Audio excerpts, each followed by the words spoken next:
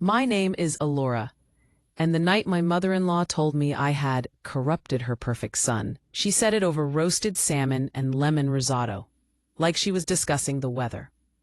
It was a Saturday night, one of those fake fancy family dinners she loved to host. Her house was staged like an open house that never ended. Cream couches nobody sat on. Gold frames of Daniel's childhood pictures everywhere. Candles that were only allowed to burn halfway before she replaced them. That woman ran her home and her son like a curated museum. Daniel and I had been married for 3 years, but walking into that house still made me feel like I was sneaking into someone else's life. I wore a simple black dress, my hair in a twist out I was actually proud of for once. Small gold hoops, nothing wild. I'd even done what Daniel asked. Please, babe, just keep it calm tonight. Mom wants us all to have a nice time. Translation? Don't make waves. Don't talk back. Don't remind anyone that I'm a grown woman with a mind of my own. His family was already seated when we arrived, his parents at the ends of the table like king and queen, his older sister Naomi with her perfect husband and their perfect twin boys. Gospel music played softly in the background, the safe kind his mother approved of. His father was blessing the food when we walked in, and everyone opened their eyes to greet us like we were late to church. Elora, his mother said, standing up to air kiss the side of my face. She smelled like perfume and judgment. So glad you could join us. I know you must be busy. She always said busy like it was suspicious. Like my job as a project coordinator at a community arts nonprofit wasn't real work because it didn't come with a corner office and a company car. Meanwhile, Daniel worked at his father's firm, Owens & Son Financial Management. And that was treated like the second coming of Christ. We sat, plates were passed, compliments to her cooking were expected and given.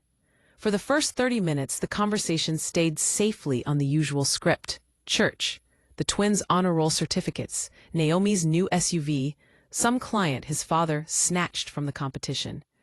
I chewed slowly, smiled at the right times, and let my brain drift. Then his mother decided it was time to talk about us. She said, turning that sharp little smile on me. How are things going at your little art job? My fork paused halfway to my mouth. She knew the name of the organization. I'd told her a dozen times. It's going well, I said, keeping my voice even. We just got a grant to expand our after-school program. We're adding digital media classes for the kids on the South Side. That's nice, she said, drawing the word out like she was stretching a piece of gum. As long as Daniel is still the one bringing in the real income. Daniel chuckled politely, like that was a compliment. I mean, Mom, Elora helps too. We're fine. I felt that familiar tick in my jaw. We split the bills. I paid off my student loans myself. But in this house, his paycheck was real, and mine was cute. His father jumped in. Speaking of money, son, he said, I looked over those investment reports you sent. Solid work. You're really stepping up, just like we always knew you would. His mother's face softened, pride filling every line. He was always destined for greatness, she said, even when he was a little boy. So focused, so obedient, never gave me a moment of trouble. Her eyes slid back to me when she said obedient. It was subtle at first, like she was warming up. Little jabs wrapped in compliments. I remember when Daniel used to come home early from everything. She laughed. Always responsible. Now, I hear he's out late at those, what did you call them? Open mics? They're community events, I said quietly. We host them at the center. We bring in local artists, musicians. Yes, yes, she cut in, waving her hand. I'm sure it's very expressive, but Daniel needs his rest, big responsibilities at the firm. He can't be staying out all hours just because you like scenes. Naomi snorted into her wine glass. Daniel shifted in his chair. He didn't say anything. I should have let it slide. That's what he wanted. But something inside me, already raw from weeks of little arguments at home, snapped just a bit. It's once a month, I said. And Daniel's the one who asked to come. He likes the live music. It helps him relax. The table went quiet for half a beat. His mother's smile didn't move, but her eyes cooled. I had just done the one thing she hated most, suggested that her son enjoyed something she didn't control. Well, she said slowly, he used to relax just fine at home, with family. His father chuckled, like that was a joke. Naomi shook her head, murmuring, "Times have changed." I felt my face heat up, that horrible mix of anger and embarrassment. The feeling of being a child in a room where the adults were mocking you in a language you only half understood. I looked at Daniel, silently begging him, "Say something, just once." He avoided my eyes and reached for the breadbasket. The conversation moved on, to marriage, of course. "And when are we going to see some grandchildren?" his mother asked, staring directly at me, not her son. "You're not getting any younger, Elora." "I'm 28, I said, forcing a laugh. "I think I've got a little time." "That's what you think," she replied instantly. "Careers come and go. A woman's body." She trailed off meaningfully. "You can't chase your little dreams forever and expect life to wait." My appetite vanished. All I could hear was the blood rushing in my ears. I opened my mouth to answer, but Daniel got there first.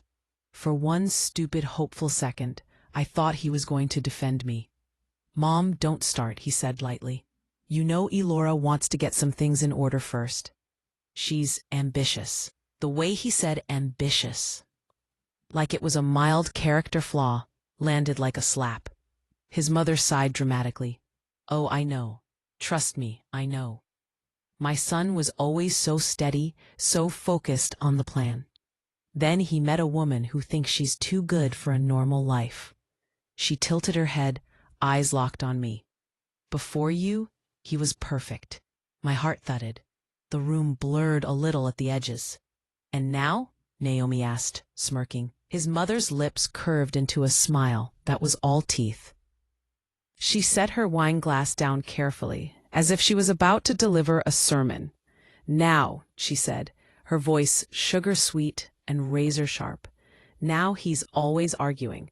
Now he's talking about boundaries and independence and mental health." She practically spat the last words. "Now he questions everything we taught him. He's distant, secretive, defiant." She folded her hands, leaned back in her chair, and dropped the bomb. "My son was perfect until you corrupted him." "Elora." The table froze. Forks hovered midair. Someone's phone buzzed and was instantly silenced. I felt it like a physical blow, right in the center of my chest. Her words didn't just land on me. They slid under my skin, hooked themselves into every insecurity I'd ever had. Too loud, too opinionated, too much, not enough. I looked at Daniel, my husband, the man who'd promised to choose me. He didn't look outraged. He didn't slam his hand on the table and say, "Mom, that's out of line." He laughed. Not a belly laugh, not a malicious one, just a weak, nervous chuckle. The sound of a boy still trying to keep his mother happy. "Come on, Mom," he said, glancing at me, then away. "Don't say it like that." "Like what?" she replied, eyes still glued to me. "I'm just telling the truth." And in that moment, sitting at that glossy table under a chandelier that cost more than my car, I realized two things at once. His mother didn't just hate me. She genuinely believed I had broken her favorite toy. And Daniel, the man I loved, was too afraid of losing her approval to stand up for me. I smiled, the kind of tight, brittle smile women learn to wear when they're dying inside. I finished my wine in one gulp and stared at the polished reflection of myself in the table. That was the night her words started haunting me. And that was also the night I quietly decided if I was going to be accused of corrupting her perfect son, then one day I was going to show everyone in that room who had really done the damage. Her words didn't just stay at that dinner table. They moved in with us. For weeks after that night, "You corrupted my perfect son" replayed in my head like a song stuck on a broken record. I'd be brushing my teeth, making coffee, answering emails at work, and suddenly I'd hear her voice, see her lips curl, feel that room watching me like I was a stain on their white tablecloth life. At first, I tried to talk to Daniel about it. We were in our tiny kitchen the next morning. Sunlight was coming through the window over the sink, hitting the peeling laminate counter just right so it almost looked pretty. He was pouring cereal. I was standing there in the same t-shirt I'd sobbed into the night before. My eyes were puffy, my throat was raw. "Daniel," I said quietly, "what your mom said last night was not okay."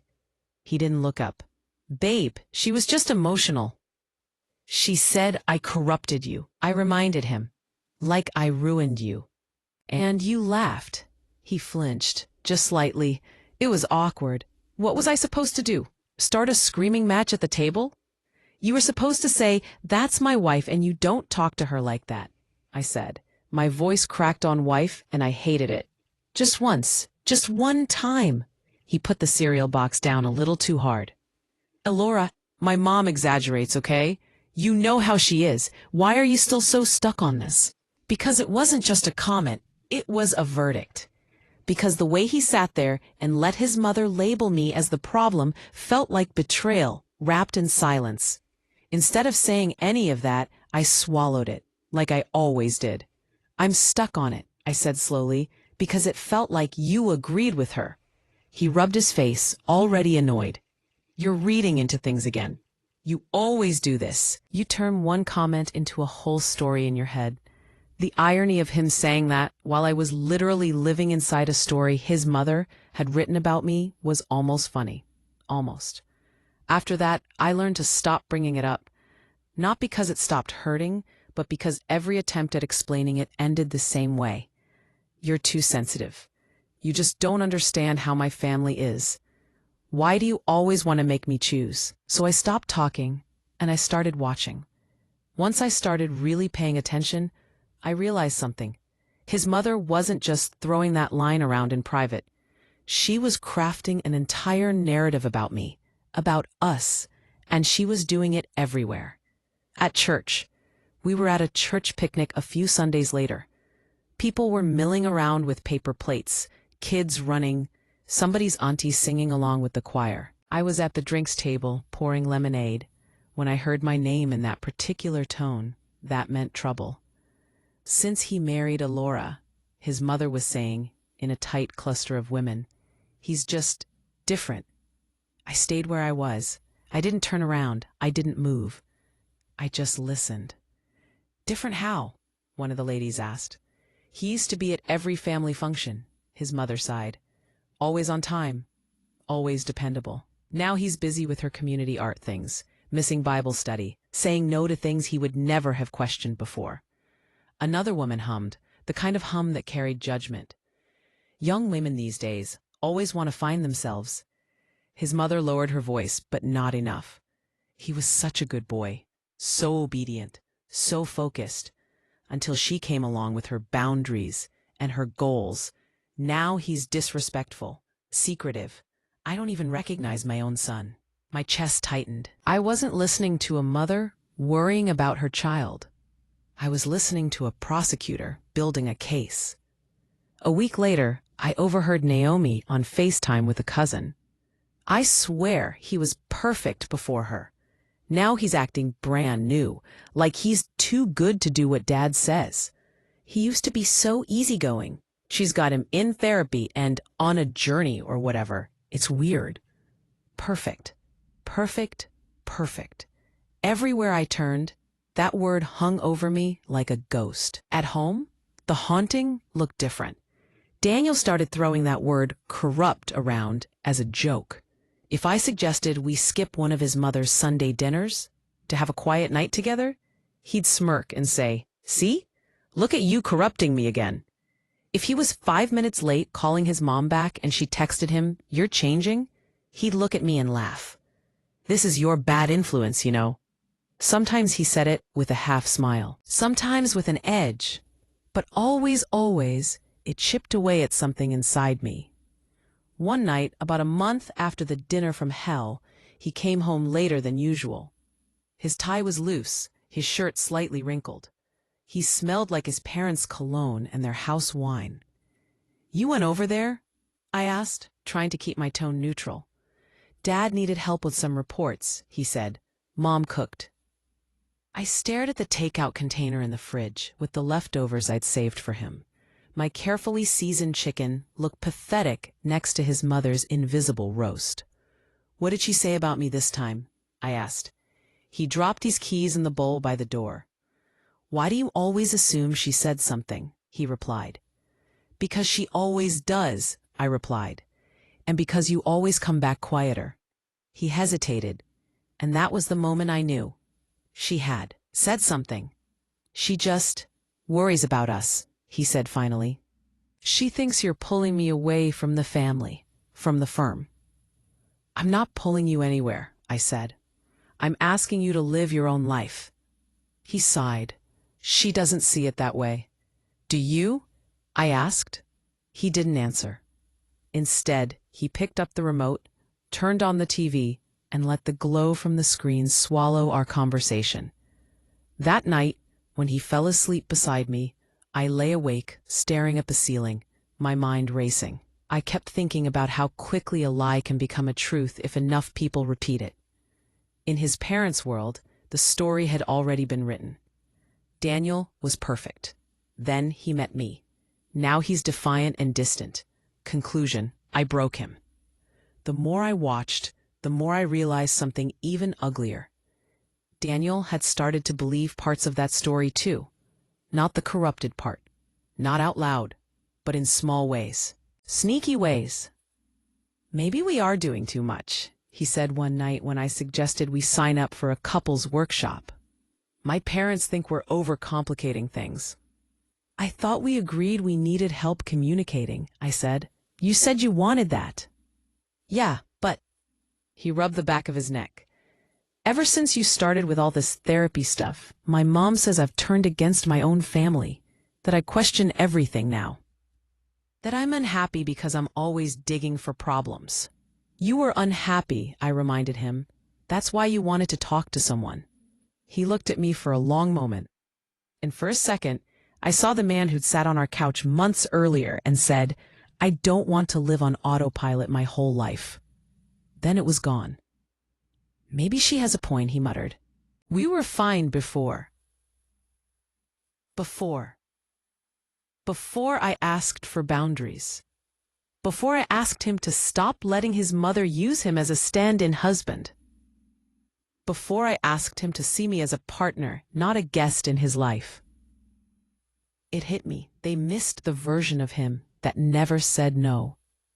The version of him that never questioned, never changed, never grew. To them, evolution looked like corruption. So I did something I'd never done before. I started writing everything down. Every comment his mother made, every jab at me disguised as a joke, every time Daniel said, "You're making me choose," when all I'd done was ask him not to throw me under the bus to keep the peace. I opened a hidden folder on my laptop and titled it, "Perfect Son. Corrupt Wife." From inside it I saved screenshots of texts his mother sent him blaming me for everything, from him missing one phone call to him asking for a weekend off from the firm. I saved the audio of a voicemail she'd left one day when he forgot to tell her we were going on a short trip. Block quote: "This isn't you, Daniel. This is her. She's changing you. She's making you selfish. One day you'll wake up and realize what she took from you." Type break post. I started journaling, not about how I felt. I already knew I felt like trash, but about patterns, times, dates. The more I documented, the clearer it became. His mother wasn't just concerned about her son. She was actively turning him against me and against himself. She framed any sign of him becoming his own man as proof that I was poisoning him. And he, stuck between wanting her approval and wanting a real marriage, ping-ponged back and forth until I barely recognized him either. One night, after another argument that started with his mother and ended with him saying, "It's just easier not to upset her," I sat alone on our couch with my laptop open and my heart pounding. Maybe it was the exhaustion. Maybe it was that tiny, stubborn part of me that refused to believe I was the villain on this story. But for the first time, I stopped asking, "What's wrong with me?" And I started asking, "What's really wrong with them?" If she was so convinced I'd corrupted her perfect son, why was she fighting so hard to keep him exactly the same man who ignored his own needs? Why was she— The thing about people who are convinced they're always right is they get sloppy. Her mistake came on a Tuesday. Nothing dramatic. No thunder, no big fight. Just me in sweatpants on the couch, editing photos from a community mural project on my laptop, while Family Feud mumbled in the background. Daniel was still at the office, finishing something for Dad. My phone buzzed on the coffee table. I glanced over, expecting a notification from Instagram or maybe a message from my best friend Tasha. It was a text from her. His mother never texted me. She called when she wanted something, usually her son. And when she did bother to send a message, it was things like, "Tell Daniel to call me," or "Are you bringing anything for Sunday?" But this one was different from the first word. "Naomi, I can't watch him throw his life away like this. He was perfect before she came. We have to get our Daniel back." My brain tripped over the first line. Naomi. I wasn't Naomi. Before I could even process it, another bubble appeared. I already talked to Pastor James and Aunt Wanda. They agree this marriage isn't from God. If we push him toward counseling with our counselor, we can document how toxic she is. Once we have proof she's manipulating him, he'll see it. My heart slammed into my ribs so hard the room blurred. She wasn't just talking. She was planning. I took a screenshot on reflex, my thumb moving faster than my fear. Then another, catching the whole message thread as more texts popped up, each one worse than the last. And please, remind him about what we did for him after college, the things we covered for him, the money we paid. He owes us his life. She doesn't get to come in with her boundaries and ruin everything we bled for, in black block back, covered for him, money we paid. My hands started shaking. I watched as the three little dots appeared like she was still typing, then the whole thread suddenly jerked and half the bubbles disappeared one by one. She was deleting.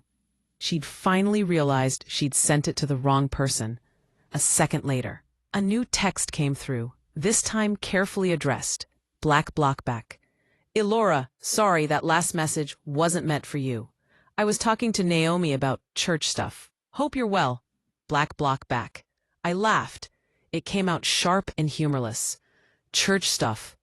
I didn't respond. I didn't ask for clarification. I didn't let her see me bleed.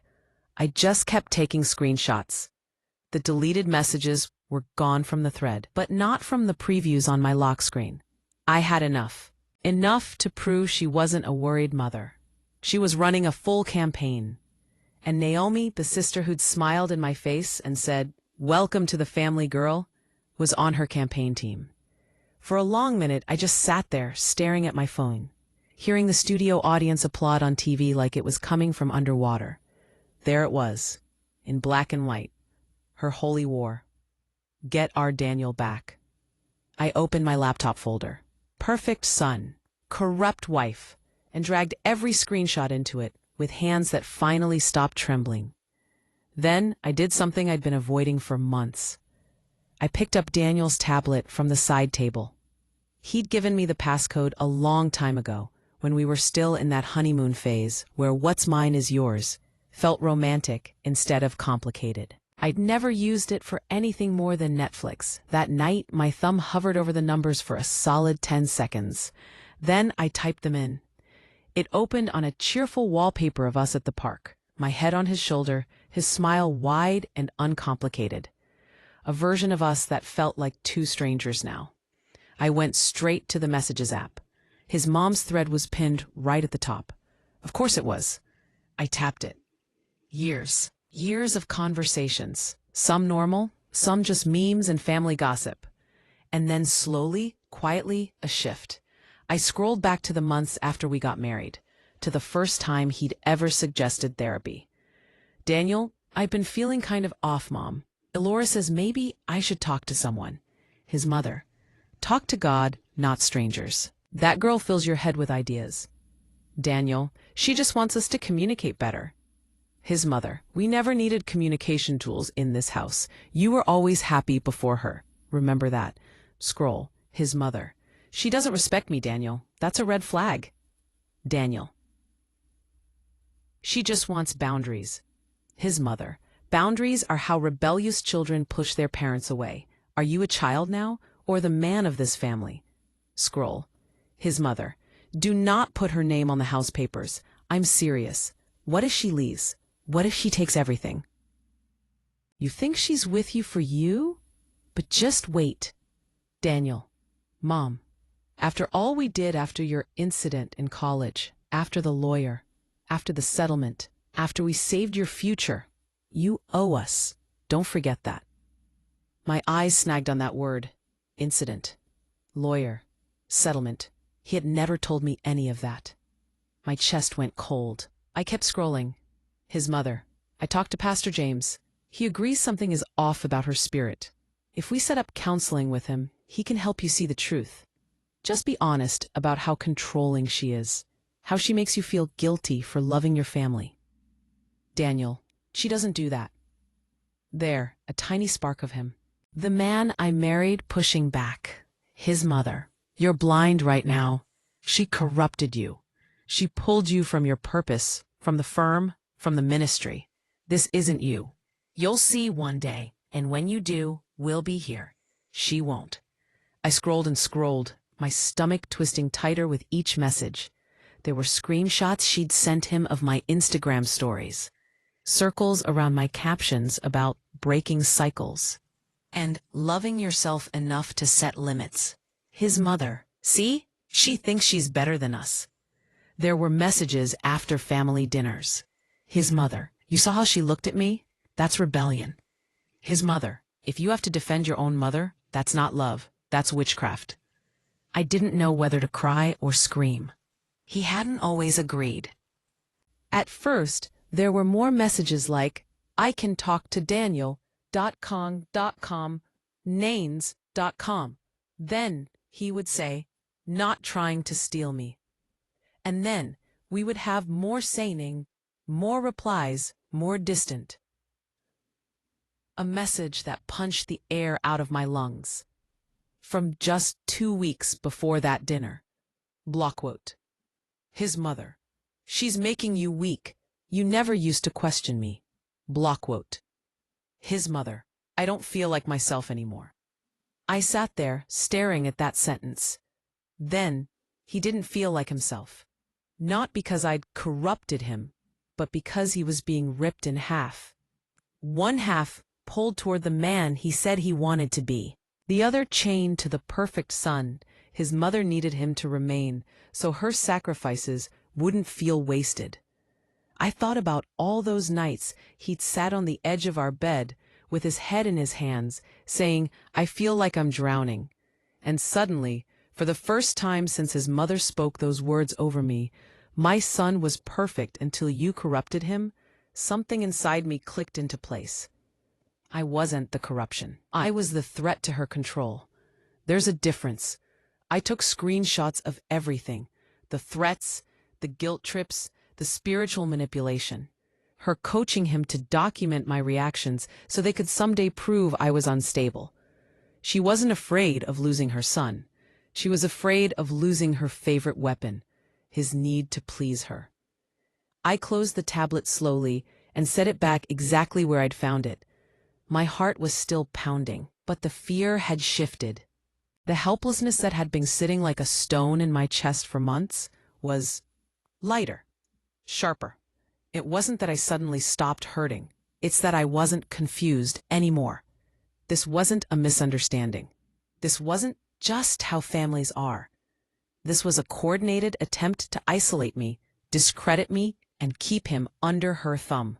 and she was arrogant enough to put it in writing. They thought I was the emotional one, the dramatic one, the one who would eventually explode in some big scene that proved them right.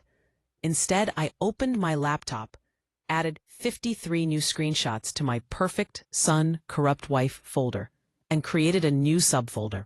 Phase 2. Evidence. I stared at the screen for a long time, then whispered it out loud, just to hear how it sounded in the air.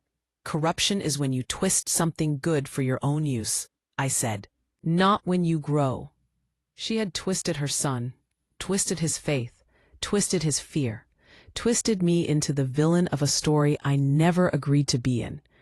If she wanted a war, fine, but I wasn't going to fight it on her terms, with tears and begging and explanations that fell on deaf ears. This family understood one language better than any other: reputation. And sitting there in my quiet living room with my little folders of digital receipts, I realized I was holding something more powerful than their favorite word, perfect. I was holding the truth. And once the right people heard it, their story about who was corrupted and who was pure would never sound the same again. In the end, I let her pick the battleground. If she wanted to fight this as a spiritual war, fine. We would meet on holy ground.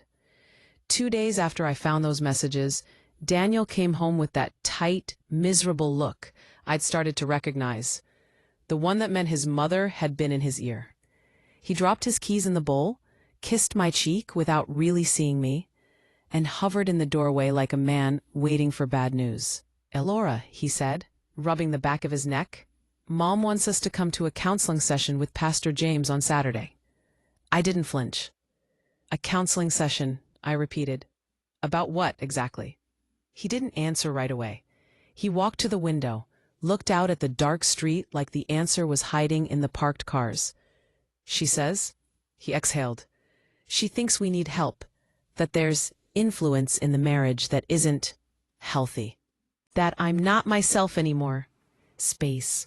And how his brother's words, even when he didn't say it. "Is that what you think?" I asked quietly.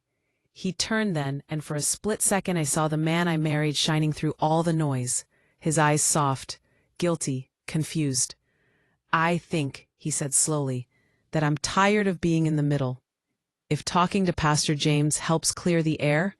He didn't finish the sentence, but he didn't have to. So I said no, I'd be afraid of the truth. If I said yes, they thought they'd have home court advantage. So I smiled, a small, calm smile that didn't reach my eyes.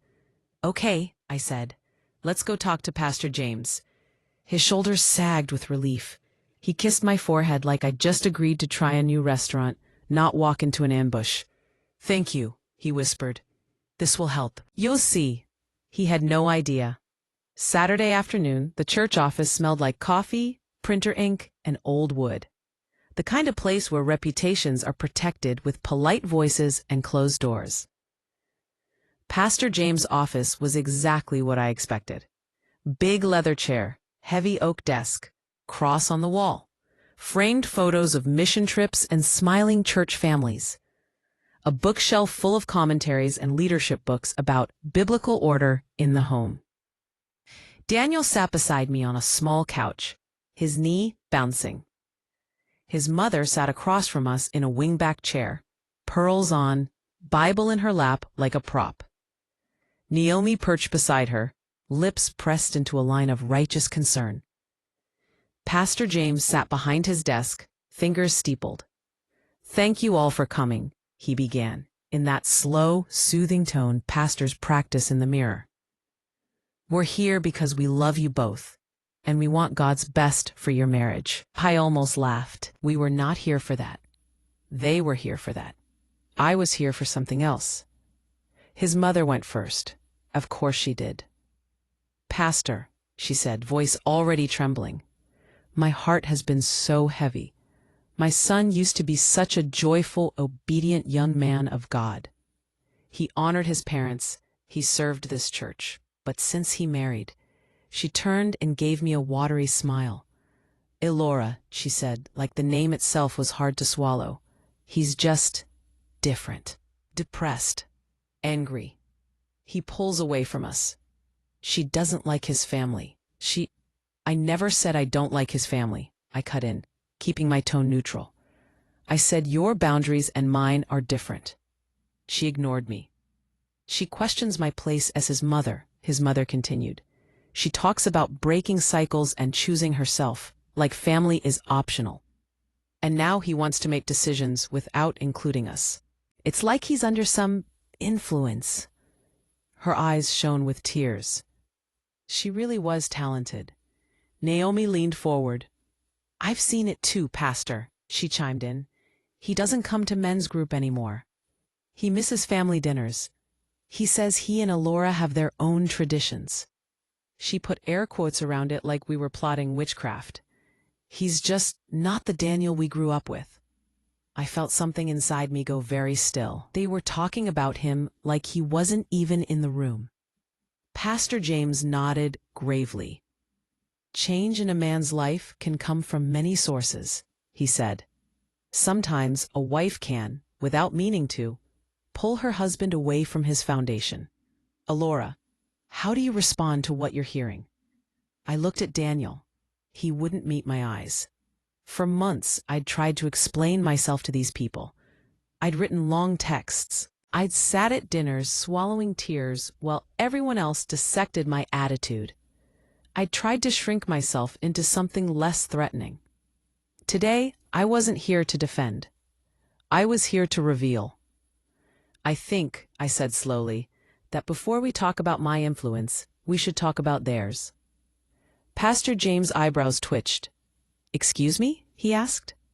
I reached into my bag, pulled out a slim manila folder, and set it on the coffee table between us. It landed with a small, soft thud that sounded louder than any shout. Daniel frowned. Elora, what is that? Receipts, I said. Since everyone is so concerned about influence, I thought we should all look at the full picture. His mother's smile faltered for the first time. Elora, this isn't necessary, she said quickly. We're not here to accuse. We're absolutely here to talk about accusation, I said calmly.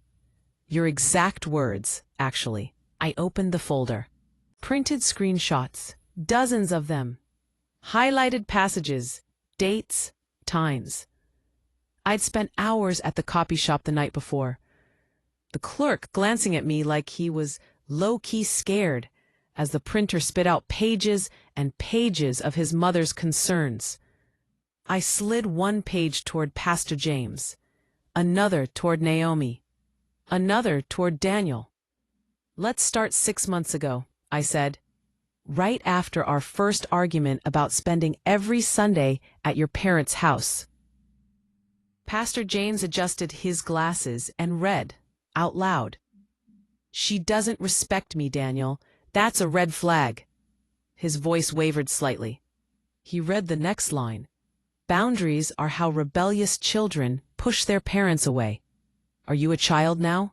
Or the man of this family? Silence fell over the room. Real silence, not the polite kind. Naomi's eyes darted over her page. Daniel's face drained of color as he recognized his own replies. His mother's hand crept toward her purse like she wanted to snatch the paper away. Keep going, I said softly. Pastor James swallowed. Do not put her name on the house papers. I'm serious. What if she leaves? What if she takes everything? You think she's with you, for you, but just wait. He looked up slowly. Is this accurate? He asked, looking at Daniel's mother. She shifted in her chair. I was just protecting my son, she said quickly. Any good mother would. By telling him, I interrupted, that his wife marrying him was a financial trap? I never said. I slid another page forward. This one had more highlights. After all we did after college, after the lawyer, after the settlement, after we saved your future. You owe us. I watched Daniel's jaw clench around that word. Oh. He looked at his mother. You told Pastor, he said quietly. We were here to work on my marriage, not to... What is this? She reached out, finally losing the sweet church voice. Daniel, those are private messages between a mother and her son, she snapped. She had no right to go through. I had every right, I said, my own voice dropping. When those private messages were about me, when they were about undermining my marriage, when they were planning this very meeting, I pulled out one last sheet and laid it gently in the center. The one she'd sent to me by mistake. The one that started, very frankly, forever ago. I can't watch him throw his life away like this. He was perfect before she came. We have to get our Daniel back. The room went very, very still. Pastor James picked it up by the edge like it was contaminated. Get our Daniel back, he read softly. Once we have proof she's manipulating him, he'll see it. He looked up at her, something new and sharp in his eyes. Sister Harris, he said slowly, is this your idea of counseling? She opened her mouth. No sound came out. Her face flushed a bright, splotchy red. Naomi suddenly found the floor extremely interesting. I turned to Daniel. For the first time in a long time, he looked right at me. Really looked. Do you feel manipulated now? I asked him quietly. By me or by this? His eyes flicked between the pages. His mother, the pastor. I saw his entire reality shift inch by inch. This is out of context, his mother burst out suddenly, her voice high and panicked. You don't understand, Pastor. Elora has been... What I understand, I cut in, is that for a year I've been called divisive for asking for basic respect. I've been told I corrupted your son by suggesting he go to therapy, that we build a life that wasn't just an extension of your living room. And all that time, I continued, you were quietly documenting my reactions, sending my posts to Naomi, plotting to bring us here so you could have Pastor James stamp your approval on pushing me out. I leaned forward. But the thing about running a smear campaign, I said, is you should never put your crimes in writing. Pastor James shifted in his chair. Crimes is a strong word, he started. Oh, I haven't gotten to the crime yet, I said. I pulled one last page from the folder. The one about the incident in college, the lawyer, the settlement. The thing they'd buried so deep they thought it was dead. I didn't slide that one across the table. I just held it in my hand. See this part, I said, is where things stop being just family drama. His mother's eyes snapped to the page. For the first time, she looked afraid. Elora, Daniel whispered, what is that? I looked at him, heat rising in my chest, not from cruelty, but from the sheer injustice of how much they'd kept from both of us. This, I said evenly, is something your mother never told me about. Something she used to control you. Something that could ruin a lot more than Sunday dinners if it ever came out in the wrong way. Pastor James cleared his throat. Sister Harris, he asked carefully, is there something here we should know? She shook her head too fast. It's nothing, she said. Old news, handled. God forgave it. It's not relevant. But it was relevant enough, I said, for you to remind him he owed you every time he tried to set a boundary with you. Relevant enough to use as a chain around his neck. Relevant enough to create this entire narrative that I corrupted your perfect son, when really, you never let him grow up. I turned to Daniel again, softened my voice. You didn't feel like yourself, I said. You told her that. You told me that. That wasn't me making you weak, Daniel. That was you being split in half, so you could be two different men. The one your mother kept on a shelf, and the one you were trying to become with me. Tears had gathered in his eyes. He blinked them away angrily. This is a lot, he said hoarsely. I didn't know Mom, why would you say I owe you my life? She reached for his hand, panicked. Because we do, she cried. Your father and I sacrificed everything for you. We buried the worst mistake of your life, so you could have a future. And now you throw that future away for a woman who... What? I asked softly. Who expects to be treated like a partner instead of a threat? Her mouth snapped shut. I leaned back, my voice returning to that calm, cold place. Here's what's going to happen, I said. Pastor James stiffened. This wasn't how these meetings usually went. You wanted this counseling session to prove I was the corrupting influence. To gather proof that I'm toxic so you could what? Position yourself as the savior of your son's soul? I shook my head. I'm not going to play that part for you, I said quietly. I'm not the villain in your story. And I'm done letting you write mine. I looked at Pastor James. With respect, Pastor, I said, if this church is going to partner with a parent to isolate and control a grown man under the guise of spiritual authority, I won't be sitting on anyone's pew here again. His face flushed. That is not our intention.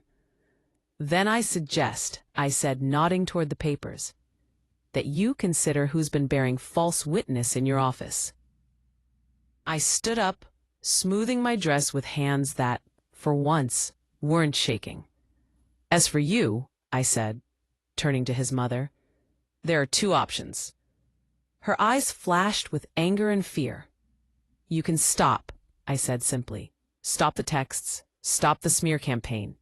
Stop telling people I corrupted your son when all I did was ask him to stand on his own 2 feet.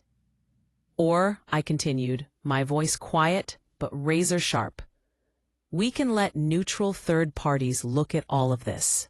A therapist, a lawyer, maybe even the people involved in that settlement you're so sure is dead and buried. I'm not threatening to expose you. I'm telling you I will no longer absorb the damage you cause. Naomi finally spoke, voice barely above a whisper. Elora, that's not fair. I looked at her. You think it's fair, I asked, to tell a man his wife is witchcraft because she wants 1 day a week without his mother weighing in? You think it's fair to weaponize his worst mistake every time he tries to make a decision you don't like? She dropped her eyes. I turned back to Daniel. This is your line in the sand, I said, not mine. I know where I stand now. I will not stay in a marriage where your mother sits in the center like a throne, and I have to beg for a chair in the corner. He stared at the pages in his hands, at the words his mother wrote. At the man he saw reflected back. Elora, he said, slowly, voice cracking, if I ask you for time. I'll give you space, I said, but not forever. Go to therapy. With me, without me, I don't care. Read those messages with someone who doesn't share your last name. I picked up my bag, slid the remaining papers back into the folder. But understand this, I added, my voice steady. If you choose to keep believing that I corrupted you after seeing all of this, then I'll stop trying to save a version of you that never existed. I walked to the door. Behind me, I heard chairs scraping, murmured prayers, a mother starting to cry now that her performance was cracking under the weight of her own words. I didn't turn around. For the first time since she'd said, my son was perfect until you corrupted him. I wasn't defending myself. I was simply walking away from a story that had never been mine to carry. And as I stepped out into the bright afternoon sun, clutching that folder of evidence that could shatter the little kingdom she'd built on obedience and secrets, I realized something important. I didn't need to destroy her. All I had to do was stop holding up the side of her version of the truth. Gravity would take care of the rest. People think evidence is always about destroying someone. Photos, screenshots, a smoking gun you slam on the table and yell, "Got you." But the real revenge started the day I finally understood. Evidence doesn't just convict other people, it clears you. After that meeting with Pastor James, everything cracked open. For a few days, the house felt like a war zone in a ceasefire. No screaming, no glasses breaking, just silence. That heavy, humming silence where every breath feels too loud. We moved around each other like strangers. Daniel would sit at the edge of the bed scrolling through his phone, staring at those printed screenshots again and again, like maybe the words would rearrange themselves into something less ugly if he looked long enough. His mother blew up his phone at first. "How could you let her ambush me like that? You made me look crazy in front of Pastor. You know what we covered up for you, and this is the thanks I get?" The more she texted, the more it sounded like the same script we'd already laid bare in that office. The more she tried to guilt him, the more obvious the manipulation looked. You can't unsee the strings once you've watched the puppet show from backstage. Then the messages changed. "We need distance. She's turning you against your own blood. If you pick her, don't come crying back to me when she ruins your life." He didn't answer those. One night around midnight, I was lying on my side, pretending to be asleep, when I felt the mattress dip behind me. His hand hovered over my waist, trembling, like he wasn't sure if he was allowed to touch me anymore. "Elora," he whispered into the dark. I kept my eyes open, staring at the wall, heart pounding. "Yeah," I said finally. "I read all of them again," he murmured. "Every message, every highlight." I didn't say anything. He swallowed. I could hear it. "I always thought—" He paused, searching for words. "I always thought my mom was just intense, overprotective. That's what we call it, right? She means well." He laughed once, bitter and low. "But seeing it all printed out like that," he exhaled, "seeing how many times she used that settlement to yank my chain, how she talked about me like some project, a thing she owned."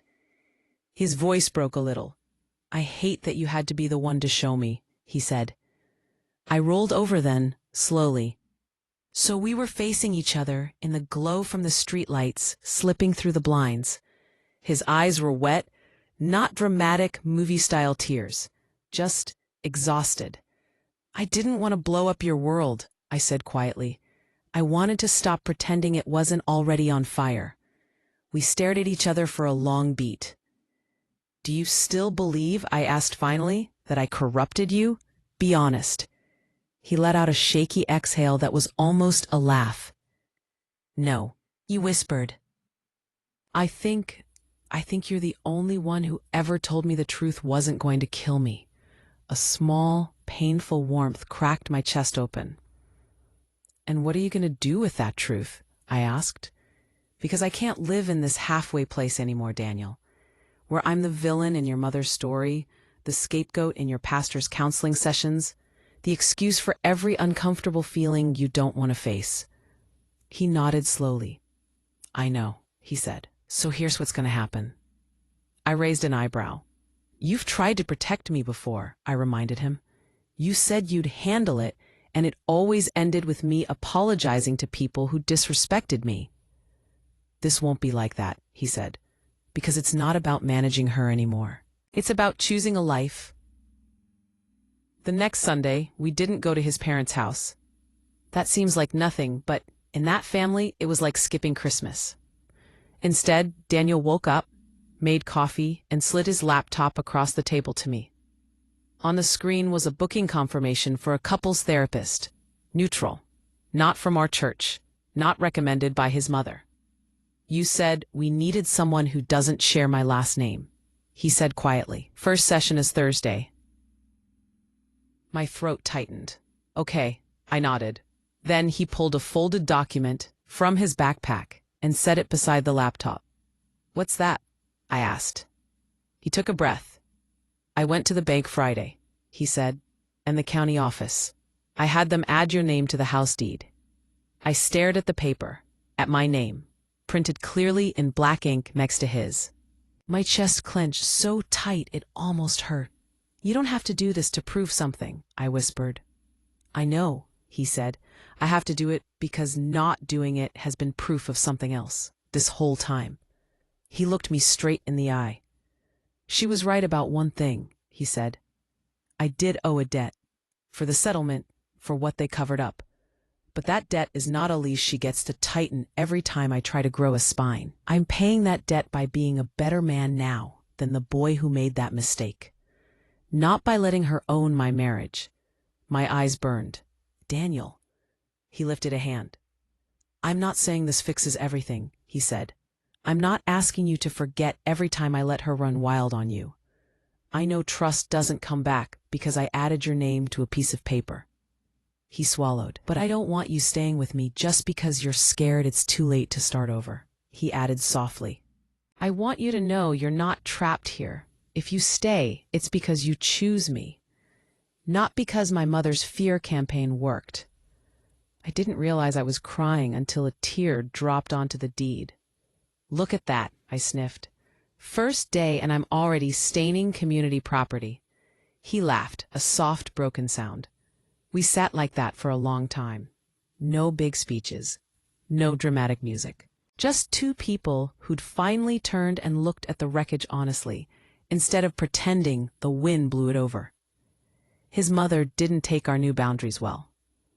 When she realized we were serious, no more unannounced visits, no more play-by-play updates on our disagreements, no more accepting every guilt-laced invitation, she escalated. She called Pastor James to check on our spiritual health. She texted Naomi paragraphs about how I isolated her son. She even tried the nuclear option, a group chat with half the family, accusing me of trying to erase them from Daniel's life. The problem was, after that meeting in the pastor's office, everyone knew I wasn't afraid of receipts. I didn't argue in that group chat. I didn't send angry paragraphs. I typed one calm message. Since my name is being discussed here, please see attached snapshots so everyone has full context. Then I dropped in a neat, tidy carousel of the same screenshots I'd printed for Pastor James. The ones where she told Daniel never to put my name on the house, where she reminded him he owed them his life, where she called me corrupting influence, like I was a demon in a horror movie. And then I muted the chat, put my phone face down, and went back to my cup of tea. You could almost feel the group energy shift through the silence.